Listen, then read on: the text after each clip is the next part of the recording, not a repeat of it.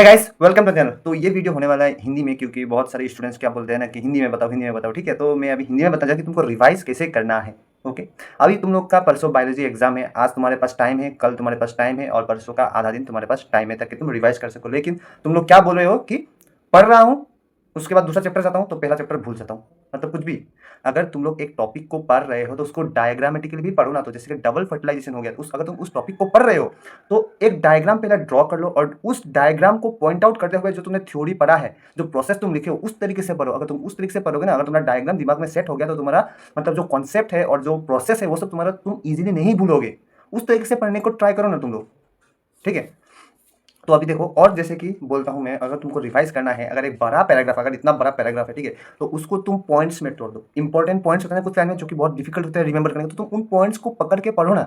अगर तुमको वो पॉइंट्स निकालने नहीं आते तो तुम क्या करो, उस पैराग्राफ की फोटो को मतलब कैमरा में लो, चैट जीपीटी में डालो। चैट जीपीटी में डालने के बाद find out the most important points and the crux of the paragraph in easy language so that I can remember that in exam frequently.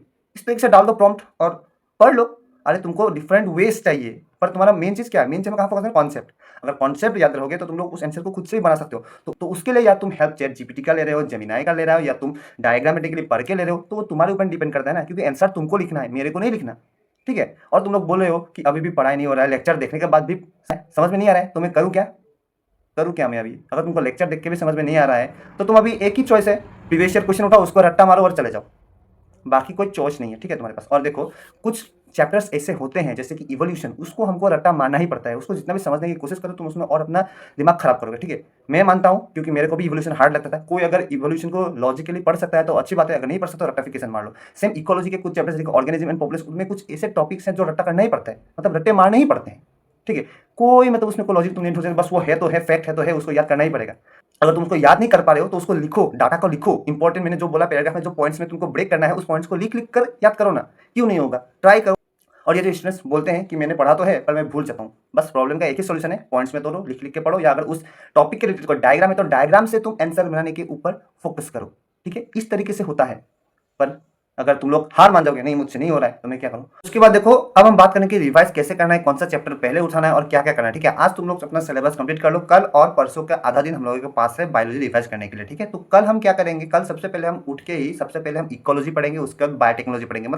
मतलब अभी ऑपोजिट जाएंगे। देखो तुम लोग सबसे पहले देखो, सोचो तुम लोग जब पहले से जब भी एग्जाम के लिए रिवाइज करते हो तो पहले से स्टार्ट करते हो, बार बार तुम पहले से स्टार्ट करते हो, तो तुम्हारे पास ऑलरेडी पहले का नॉलेज सफिशिएंट है। तुम लोगों के कहीं पर ब्रेन में वो कहीं ना कहीं है अच्छे से। अगर तुम लास्ट में अगर एक बार रिवाइज करोगे तब भी तुम्हारा हो जाएगा, लेकिन पीछे आते आते तुम लोग का फोकस कम जाता है और तुम लोग नहीं करते हो। तो सबसे पहले कल हम सुबह से इकोलॉजी करेंगे और बायोटेक्नोलॉजी करेंगे, ठीक है।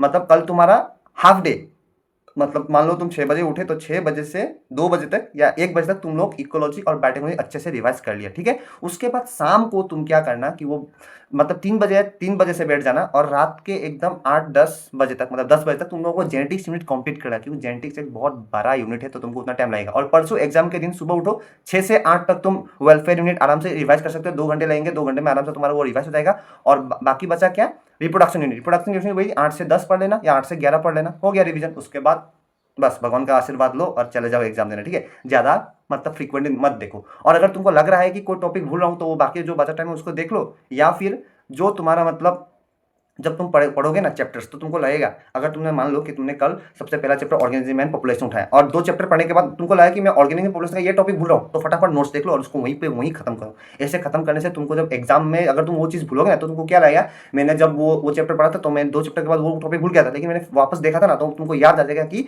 वो टॉपिक कौन सा था, अगर एग्जाम में वो आता है तो। अगर तुम एग्जाम में भूल जाते हो तो तुम्हारा उस तरीके से तुम्हारा मतलब माइंड में आ जाएगा, ठीक है। नहीं तो जो तुमको नहीं आता है वो तुम आराम से एक पेज पे लिख लिख कर थोड़ा उसको याद करने की कोशिश करो। अगर तुम उस तरीके से पढ़ोगे तो तुम्हारा एग्जाम अच्छा जाएगा, रिवीजन भी अच्छे से होगा और तुम कुछ भूलोगे भी नहीं। बहुत कम चांसेस होते हैं अगर कोई इस तरीके से पढ़ता है तो, ठीक है। और अगर हो सके तुम खुद के ऊपर, जैसे तुम पढ़े खुद से कुछ ट्रिक बनाओ, जैसे भी जो हो पाए याद करने के लिए करो। चाहे तुम उसको ट्रिक बनाओ, मैंने बोला ना आगे, पहले डायग्राम से पढ़ो या पॉइंट्स पे पढ़ो, जैसा करना है करो।